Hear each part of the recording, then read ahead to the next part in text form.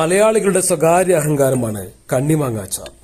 നമ്മുടെ ശീലങ്ങൾ ഹൈപ്പർ മാർക്കറ്റുകൾക്ക് വഴിമാറിയെങ്കിലും ഇന്നും ആ പഴമ കാത്തു സൂക്ഷിക്കുന്ന പലരുമുണ്ട് നമുക്കിടയിൽ.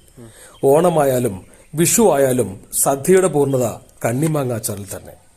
ഉപ്പിലിട്ട് പാകമായ കണ്ണിമാങ്ങയിൽ നല്ല കളറുള്ള മുളകുപൊടിയും നല്ലെണ്ണയും കടുകും കായവും വേണമെങ്കിൽ വറവും ചേർത്താൽ സാധനം റെഡി. പിന്നെ പച്ചരിച്ചോറിൽ നല്ല കട്ടി തൈരും അല്പം ഉപ്പും കൂട്ടി അങ്ങോട്ട് കുഴച്ച് ഈ അച്ചാറും കൂട്ടിയാൽ ഊണ് ബഹുക്കേമായിട്ടോ.